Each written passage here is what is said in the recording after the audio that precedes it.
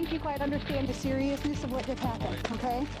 Police stop a driver, leading them on a high-speed chase right in her tracks, but it's the excuse she gave them that's drawing attention this morning. That's just ahead.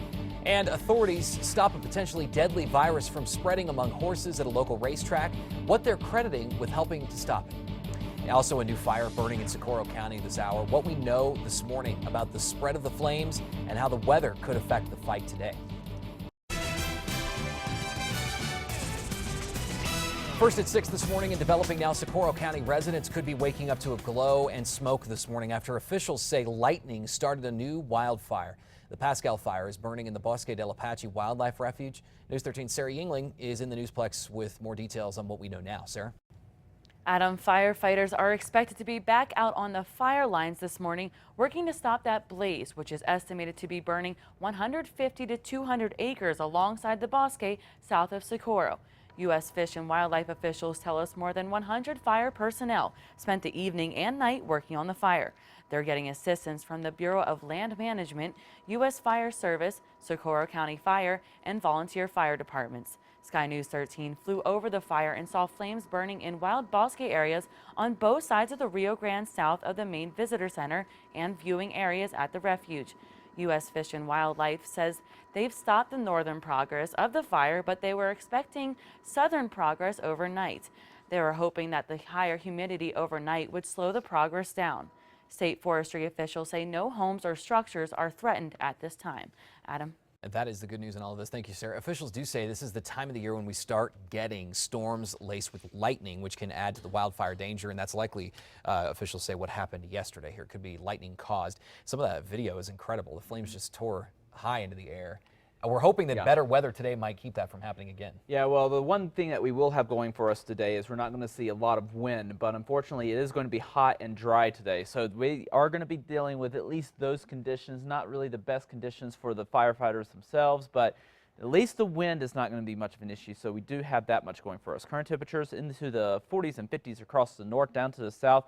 We are already warming into the 70s, 73 in Roswell, also for Carlsbad, Hobbs at 73, TRC also at 73 degrees, a very popular temperature across the south, 71 in Alamogordo, 72 in Deming. So once again, starting off in the 70s across the south, we're on our way to triple-digit heat once again across southern and eastern New Mexico. We have area of high pressure still sitting on top of the state, so that's going to lead to more sunshine, fewer storms than what we saw yesterday. And it's also going to lead to the heat. In fact, by the time we reach 10 a.m., we're going to be reaching 80 degrees already in Albuquerque, upper 80s by noon, and then into the 90s for the afternoon, with highs reaching the mid-90s later on today. As you can see, lots of sunshine on the way, so it is going to stay dry. Will this heat stick around all week long, and will we see any chance at some meaningful showers across the state by the time of the weekends? I'll have all the details on that coming up. All right, John, thank you. 6:03 this morning, New Mexico State Police are investigating a deadly ATV crash that happened over the weekend near the Pecos River. Police say 2 teens rolled the ATV by Malaga in Eddy County. A New Jersey girl, 13-year-old Zoe Carr, was seriously injured and sent to Carlsbad Medical Center, where she later died from her injuries. The other 13-year-old rider only has minor injuries. Officers say that Carr was not wearing a helmet. This morning, an Artesia man is facing serious charges after police say he hit a family of 6 Friday night. Police say 31-year-old Blake Bolema allegedly ran a stop sign in Artesia. Police say he then ran from the scene of that crash. All 6 family members were injured, 3 of them critically. Bolema is charged with aggravated DWI. Happening right now, Italian authorities are investigating the death of an American college student studying abroad in Rome. Officials found the body of 19-year-old Bo Solomon yesterday in the Tiber River. This was just 4 days after he failed to show up for his orientation. Investigators are considering robbery as a possible motive here. Presumptive presidential nominees Hillary Clinton and Donald Trump both head to campaign in the key swing states today. For the first time since endorsing Clinton early last month, President Obama will stump for his once rival in North Carolina.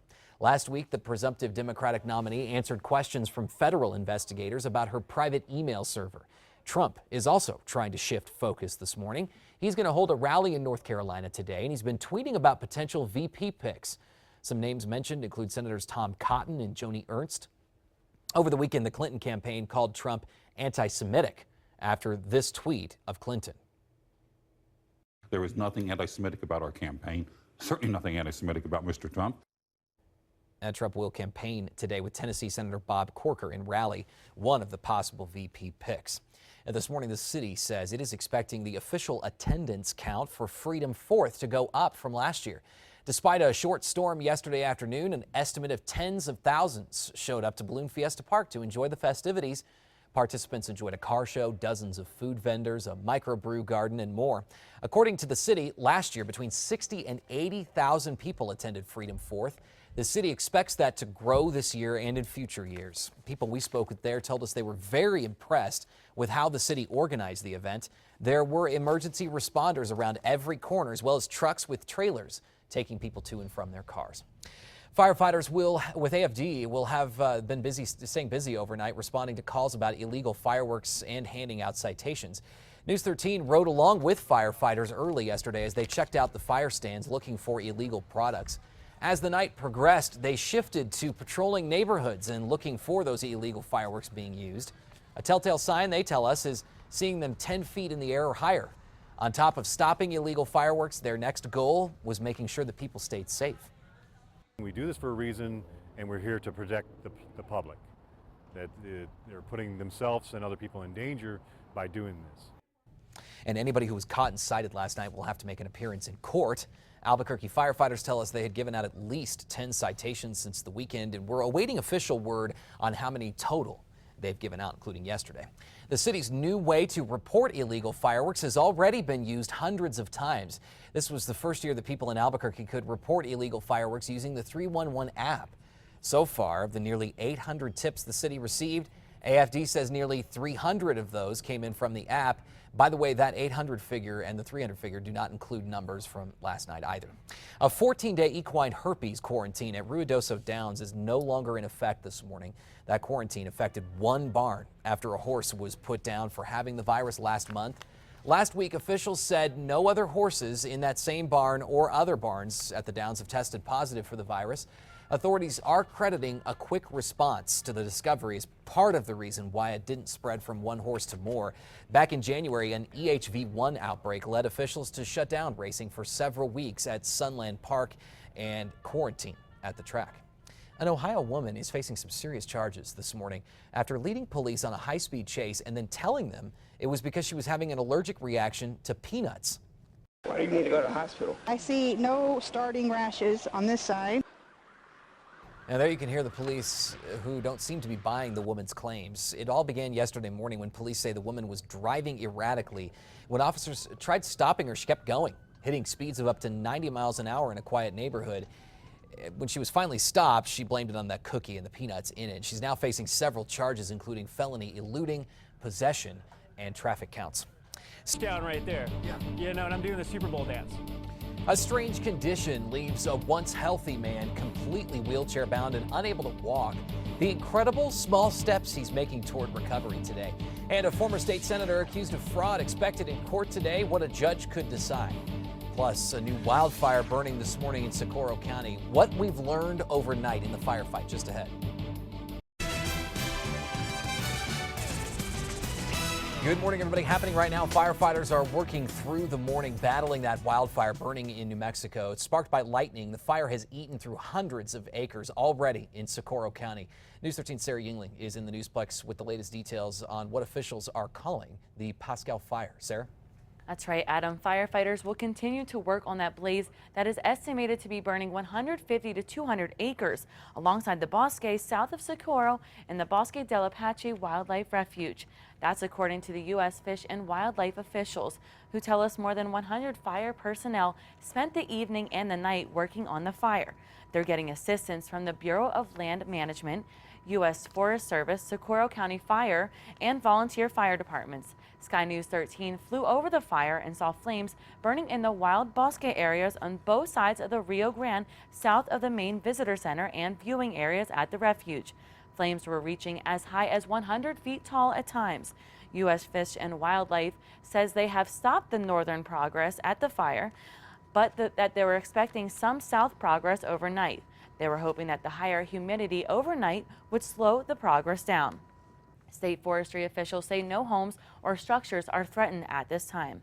Adam? That's good news. We're going to stay on top of that. Thanks, Sarah. Officials do say this is the time of the year when we start getting storms laced with lightning, which adds to the wildfire danger. And it sounds like in this case, officials think that's what happened yesterday when we saw some of those storms pass through the state. We're hoping for maybe conditions that'll be a little more favorable for firefighters today. Yeah, well, the good news for today is at least we'll see not as much wind, so that's going to help. But unfortunately, it's going to be a hot day to fight a fire as temperatures are going to be warming up very quickly throughout the day. Right now, we're already in the 40s and 50s across the north, in the mid-60s for Albuquerque. Check out the south, already into the 70s for several locations. 73 from Roswell over to Hobbs and Carlsbad, 73 also for TRC, 71 in Alamogordo. Socorro just shy of 70 degrees at this hour, and it's going to be another hot afternoon. In fact, even a little bit hotter than what we saw yesterday with high pressure sitting overhead. We're going to see even fewer showers and storms than what we saw across the state yesterday.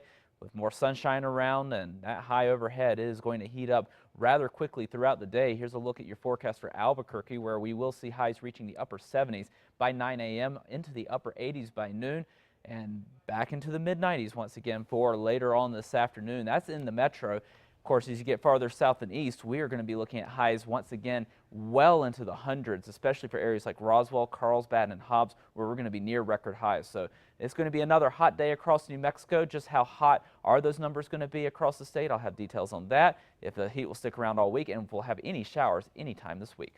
All right, John, we'll see you in a bit. 6:33 now, and happening today, the case against a former senator charged with fraud could move forward with a preliminary hearing scheduled in just hours in Albuquerque.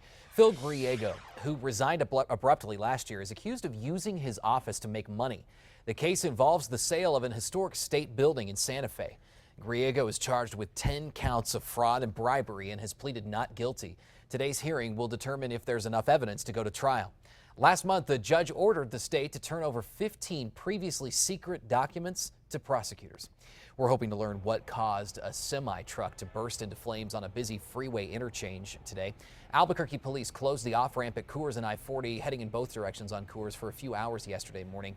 You can see material from inside the semi sort of spilled onto the freeway there, and part of the semi completely detached from the body of the truck. That fire caught the attention of a lot of drivers, too. The flames were, it was huge flames coming out of where the driver would normally sit. They were really almost sky high. The truck bed itself was on fire. Amazingly, nobody was hurt in that ordeal. A California couple, they're still hoping for the return of their stolen speedster this morning, and now a $5,000 reward is being offered. Last week, thieves made off with that couple's trailer as they passed through Albuquerque for the National Model T Tour. Police say the 1926 Model T Ford Speedster was taken from the Elegante Hotel on Manal near University. Police eventually found the couple's truck. They're still looking for the Speedster today. Happening today, U.S. Senator Martin Heinrich and others are scheduled to meet to discuss a new act meant to crack down on the theft of native cultural items. Heinrich and tribal leaders will meet later this morning to unveil the Safeguard Tribal Objects of Patrimony Act, also known as the STOP Act. That act would increase penalties for stealing and illegally trafficking tribal cultural objects. That includes materials and goods used in religious ceremonies. Contractors within the U.S. Department of Energy are scheduled to start removing toxic soil in northern New Mexico near the Manhattan Project this week. According to the Los Alamos Monitor, work is expected to begin on the south-facing slopes of Los Alamos Canyon. The Los Alamos Canyon cleanup is one of many included in a 2016 consent order signed last month between the New Mexico Environment Department and the U.S. Department of Energy. Time is 6:35. We are awaiting official word this morning on just how many people attended Albuquerque's Freedom 4th celebration. Despite that short storm yesterday afternoon, an estimate of tens of thousands showed up to Balloon Fiesta Park to enjoy the festivities. Participants enjoyed a car show, dozens of food vendors, a microbrew garden, and much more. According to the city, last year between 60 and 80,000 people attended Freedom 4th. The city expects that to grow this year and in future years. People we spoke with tell us they were very impressed by how the city organized that event. There were emergency responders around every corner, as well as trucks with trailers taking people to and from their cars. We see police patrolling everywhere. There's also a lot of assistance that's offered. I feel perfectly safe here. Several live musical acts also performed leading up to the headliner, country music band Lone Star, who sang their hit song Amazed. among others. Volunteers for the city's illegal fireworks hotline sure stayed busy overnight. This was the first year people in Albuquerque were able to report illegal fireworks using the 311 apps. That was another option. So far, the city says they've gotten a total of about 800 complaints, with about 300 of those coming in through the app. That was as of last check. We're still waiting to hear the very latest numbers that include the 4th this morning. Breaking overnight, authorities in Saudi Arabia say they have identified one of 4 suicide bombers who recently launched public attacks. 34-year-old Pakistani national Abdullah Khan was the first attacker in Saudi Arabia, they say, where he blew himself up near the U.S. consulate. No one was killed, but 2 policemen were hurt. This is the first attack of 3 in less than 24 hours. The deadliest killed security forces outside the city of Medina. Authorities believe those attacks are connected, but no one has come forward to claim responsibility. An Oregon man is on the road to recovery this morning after a strange illness hit him, putting him in a wheelchair. Joe Jasmer says he went to sleep sick one night last month and woke up unable to walk or move. Doctors say he has transverse myelitis. That's a rare and serious disease caused by inflammation of the spinal cord, and it means that Jasmer won't ever completely feel his legs again, but some people never even walk again. Still, Jasmer is making big strides toward walking again himself. It progressed up the leg to where I could actually lift my foot, just like that, where I could lift it up. It's only a few inches, but it's fantastic. He's pretty excited about that for good reason. Jasmer says now he's focused on continuing his physical therapy, which has been a big challenge without money or health insurance. His friends have set up a website to help raise funds to pay for his physical therapy.